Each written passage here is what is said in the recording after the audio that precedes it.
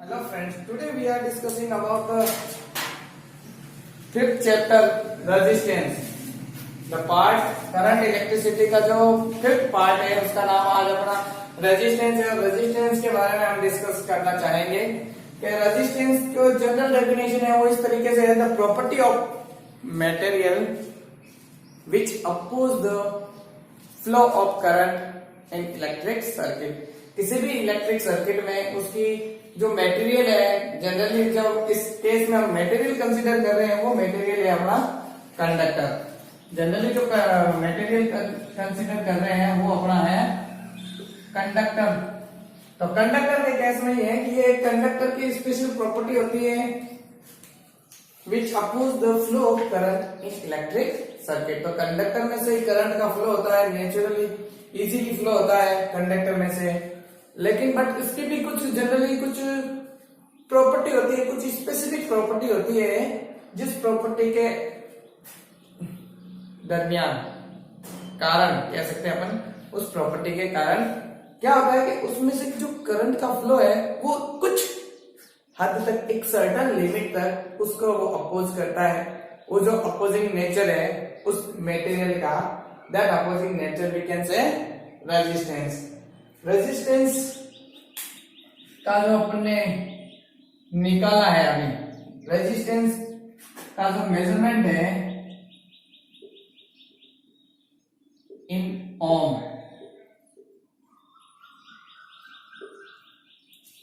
Resistance को major अपन ओम में कर सकते हैं।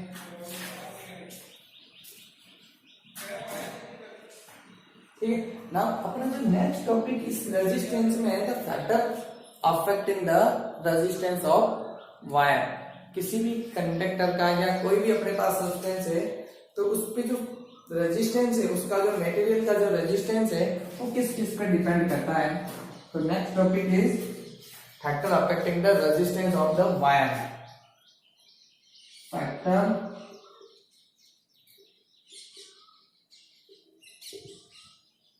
affecting the resistance of wire.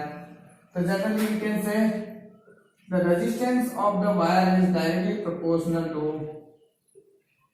length of wire.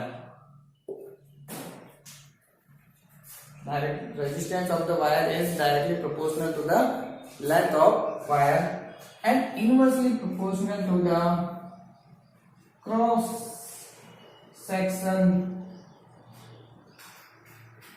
area of wire. By combination of first and second, R is directly proportional to L upon A. जब यहां से proportionality का आप sign हटाओगे, after eliminating the symbol of the proportionality, we get that R equal to rho L upon A. Here rho, that is known as resistivity,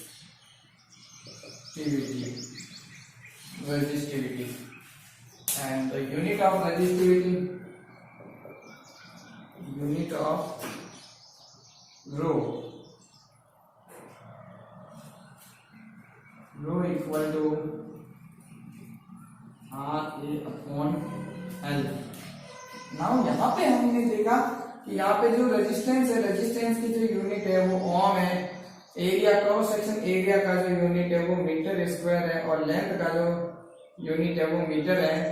तो यहां से जो resistivity की जो यूनिट मिली है वो ओम मीटर, और इस रेजिस्टिविटी को ही नॉर्मली कहते हैं specific resistance. Specific resistance, specific resistance. So अपना जो आज का जो लेक्चर था वो इस बेस पे था कि रेजिस्टेंस क्या होता है, रेजिस्टेंस किस किस फैक्टर पर डिपेंड करता है और किस तरीके से डिपेंड करता है। तो मेनली जो डिपेंडेंसी थी वो है ये स्ट्रक्चर पर रेजिस्टेंस इसको अपन ने इस तरीके से डिफाइन किया था कि भाई आवेश जो होते हैं, चार्जेस जो होते हैं, इलेक्ट्रिसिटी जो होती है, वो इलेक्ट्रिसिटी एक कंडक्टर में नेचुरली फ्लो होती है, उसका जो फ्लो है वो नेचुरल होता है, लेकिन इसकी खुद की कोई प्रॉपर्टी होती है जिसके कारण एक सर्टेन लिमिट है वो उस करंट का अपोज करता है। दैट इज द ये किसी भी प्रतिरोध को अपन किस तरीके से डिफाइन कर सकते हैं कि किसी चालक में आवेशों के प्रवाह की दर का एक आवेशों के प्रवाह की दर का एक विशिष्ट गुण होता है जिसके दरमियान वो उस विद्युत धारा जो चालक में प्रवाह हो रही है उस विद्युत धारा का विरोध करता है। वो जो चालक का जो गुण है उसको अपन कहते हैं रेजिस्टेंस। और ये जो रेजिस्टेंस है वो किन किन फैक्टर पर डिपेंड करता है? रेजिस्टेंस डिपेंड करता है लेंथ ऑफ द वायर। आपके पास एक कंडक्टर है, मान लो उसकी जो लेंथ है एल है, लेंथ एल है, मतलब मान लो 1 सेंटीमीटर है, 1 सेंटीमीटर है या 1 मीटर है, मान लो जस्ट 1 मीटर है, और उस वायर का जो रेजिस्टेंस है वो 1 ओम है। अगर इस लेंथ को अपन 3 मीटर करते हैं, 3 टाइम्स मैंने इंक्रीज किया तो आपका जो रेजिस्टेंस है वो 3 टाइम्स इंक्रीज हो जाएगा। इट मीन्स अब जो अपने को नया रेजिस्टेंस मिला वो 3 ओम, नया रेजिस्टेंस मिला वो कितना मिला? 3 ओम। सिमिलरली ये जो क्रॉस सेक्शन एरिया है इसके लिए इनवर्सली प्रोपोर्शनल होता है। तो अगर अपन क्रॉस सेक्शन एरिया को मान लो पहले केस में कि अपने पास जो वायर है उस वायर का जो रेजिस्टेंस है 2 ओम है, resistance of wire is 2 ohm. जब आपका क्रॉस सेक्शन एरिया है 1 metre square, cross section area उस कंडक्टर का कितना है? 1 मीटर स्क्वायर।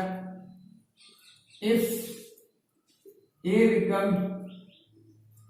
डबल, अगर क्रॉस सेक्शन एरिया को अपन दुगुना कर देंगे, दुगुना किया means 2 metre square, then by इस रिलेशन से resistance of the wire is inversely proportional to the cross section area.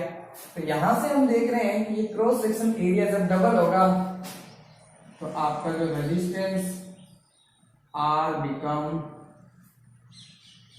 Half. Resistance कितना होगा? आधा, सॉरी यहाँ 2 ओम है, half of 2 ohm we get 1 ohm resistance, we get 1 ohm resistance। Next जो dependency है resistance की वो डिपेंडेंसी है कि जो रेजिस्टेंस है वो किस तरीके से मटेरियल पे डिपेंड होता है। It depend on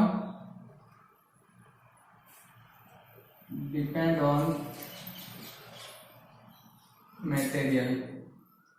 generally conductor के लिए R इज नेग्लिजिबल, कंडक्टर और चालक के लिए जो रेजिस्टेंस का मान है वो बहुत ही शून्य, नगण्य अपन कह सकते हैं, नेग्लिजिबल है। और कंडक्टर से इंसुलेटर की तरफ जाएंगे अपन, कंडक्टर से इंसुलेटर की तरफ जाएंगे तो R का मान एकदम बढ़ेगा, R का मान इंक्रीज होगा।